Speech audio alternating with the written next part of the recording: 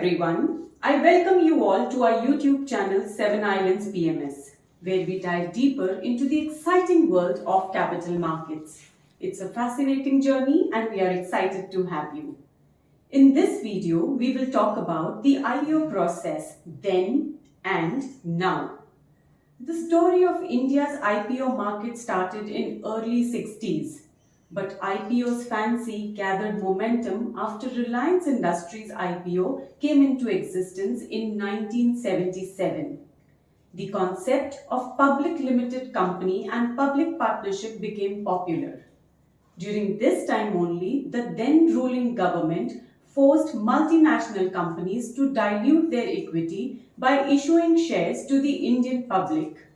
So Colgate and Hindustan Lever and many more multinational companies came out with the public issue, and the journey of investing and wealth creation for investors started in India. Of course, with each profitable listing, demand for fresh IPOs grew phenomenally, leading to extremely huge oversubscription. In 1980s, saw the first IPO boom with hundreds of companies tapping the market, but most of which were poor quality issues. The worst came during 1992 to 1996, when an unbelievable 3,911 equity IPOs hit the market. A large number of these companies are extinct today. After that, the SEBI has set up proper regulations, infrastructure, and investors' interest was a top priority. Those days, one could apply an IPO using a check or a demand draft and even cash and stand in long queues outside few designated banks to submit IPO application forms. It used to take several days to reconcile the data, and hence the float would be kept with the issuer on which they would enjoy huge interest income. In oversubscribed issues, refund warrants would be mailed back to millions of unsuccessful investors, and many of them used to get lost in transit, leading to huge investor complaints. Today, with the introduction of ASBA, the application money now stays in investors' account through blocked and then is carried back to their account for refunds.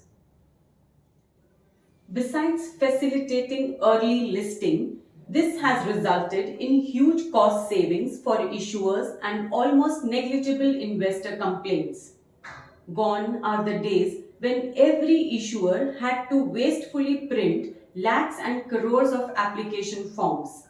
Now, an investor can apply online digitally from the comfort of their home. Let's understand a few more aspects of IPO. So, the first one is the different ways of applying for an IPO. There are two ways to apply for an IPO. You can apply it either online or offline. Different categories of investors for an IPO. So basically, there are three categories: retail investors, non-institutional investors, and qualified institutional buyers. So who are retail investors? Retail investors are those who can bid for an IPO below rupees 2 lakhs. Who are non-institutional investors? Well, non-institutional investors are those who apply over rupees 2 lakhs. And the third category is of qualified institutional buyers, that is QIB, that covers financial institutions such as banks, FIIs, MF, etc. Time duration for which the money is blocked. In this digital era, time taken for allotment of any IPO is minimum T+1 or 7 working days. Minimum lot size. The IPO lot size refers to the minimum number of shares that a single investor can purchase. An investor cannot buy shares below the minimum lot size. Probability of getting allotment in an IPO. The allotment of an IPO depends on how many times the issue is subscribed with respect to all three categories: retail category, non-institutional investor category, and qualified institutional buyers.